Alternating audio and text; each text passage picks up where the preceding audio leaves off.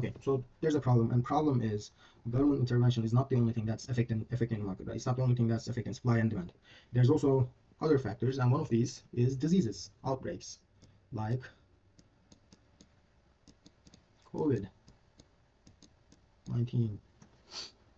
right? And what happened during COVID-19 was, well, it's not something as big as a, the Great Depression or the Great Recession, but it's still, affected the economy, right? We were in a little bit of a recession, and what the government did at that time, what the Trump administration did, is give people stimulus checks, right? Cut their taxes, and during a time when the people were getting fired, the wages were going down, the consumer, no, let me put AD here. AD is going down because consumer spending is going down. People have less money. Investment is going down, right? And supply chains are getting distributed, right? So net exports are basically, yeah, it's going down, right? Because we're decreasing our imports. Sorry. We're decreasing our imports, but we're also decreasing our exports as well, right? Basically, the whole international trade, it's being disrupted, and all of this is basically causing a small recession in the economy. What the Trump administration did was basically give people stimulus packages so that we could reduce these effects, right? When people have money, they spend it through, they consume more, and because of their consumption, basically through multiplier effect, this money, let's say we give someone $100, this person, let's say they're saving $50, but they're actually spending $50. So this $100 gets transferred to someone else as $50, and this $50, let's say the person's saving half, spending half, and they give $25 to someone else. Right? They may be, spending it at a car mechanic, right, or maybe at the grocery store, something like that. And for what happened is basically by cutting taxes or giving a stimulus package of $100, we increased GDP by $175, right? Because that's the spending. And basically through this fiscal policy, government can reduce the effects of these recessions or these inflationary gaps and try to create a more stable economy where there isn't so much unemployment, there isn't so much unnecessary investments, right? A bubble, I guess. And basically this is what fiscal policy is all about, right? Back to the slides, the automatic correction in the market, it can take a long time, it can be a slow process, it can be a painful thing, right? Because people are, they're not able to spend more, they might not be able to pay their debt, they might not be able to pay their hospital fees, stuff like that, right? And because all of this is difficult on both the producers and consumers, usually voters, they want their politicians, their elected officials, to respond to government intervention, right? Especially during recessions. And basically, John Maynard Keynes, this is a quote from him: "In the long run, we are all dead," right? And basically, what he means by this is because market can correct itself, but it takes too long, we're all dead. So when businesses fail, people lose their jobs, they want government to do something about it. Policymakers use fiscal policy to smooth the economy out, and basically, yeah, that's what they do. That's how they use fiscal policy. The contractionary, mostly I have been talking about expansionary policy, but on the opposite of this, the contractionary policy is basically we are trying to slow down and cool down the markets, right? We don't want there to be a artificial bubble, an inflationary gap, that people are too confident in the economy and they're making bad investment decisions, which eventually, when it doesn't pay off and when it basically collapses, just like in 2008, then there can be a recession or even a depression, right? And to do this, when the economy is expanding too rapidly, to do this, government basically decreases spending and it increases taxes, right? And one last thing that I want to add right here, let's delete all of this again, erase it. Delete.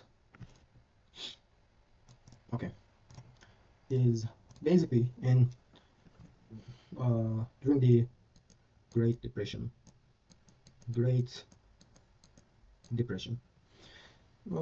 we learned something very, I guess, interesting, and that was unemployment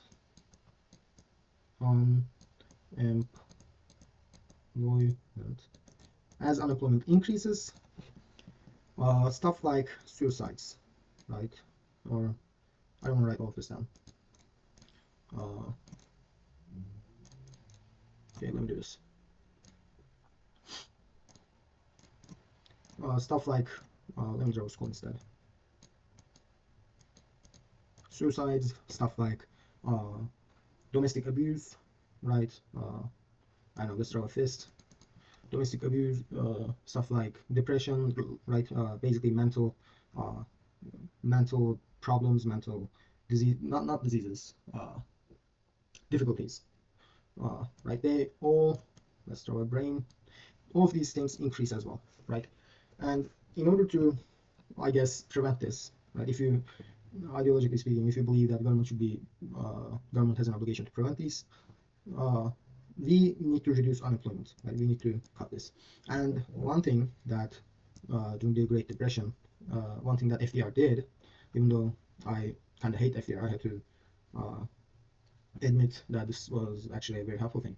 One thing that he did is he basically increased government spending, right? By infrastructure projects, right? By crazy, highway projects, by building the Hoover Dam, right?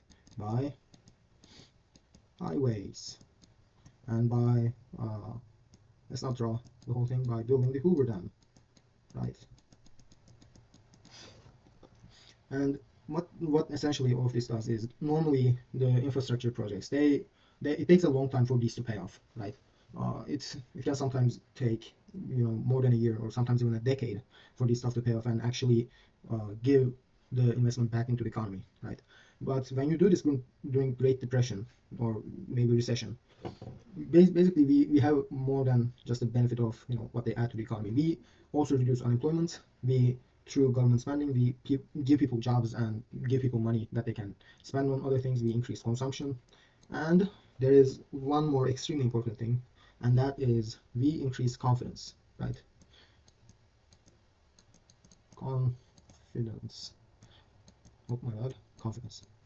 We increase confidence, and perhaps one of the most important things that gets nations out of depressions or recessions is basically whether people are confident in the economy or not. Because when people are not confident, it doesn't matter how much money they have. They're not going to make the necessary investments or necessary, uh, I guess, other than their daily consumings.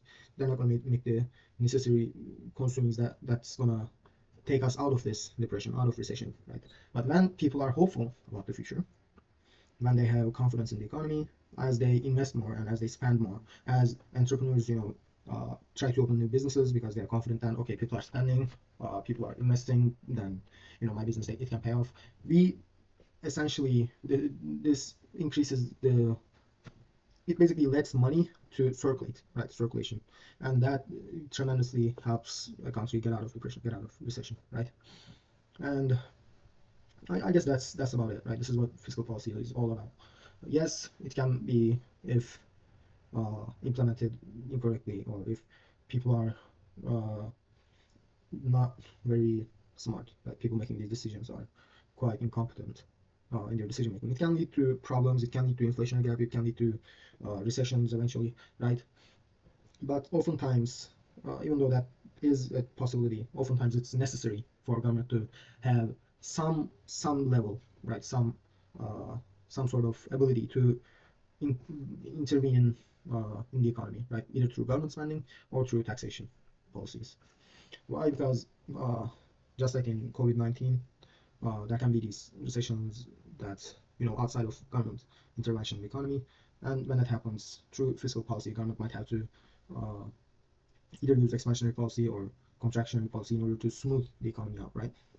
And basically that's it. That's about it. Okay, thank you.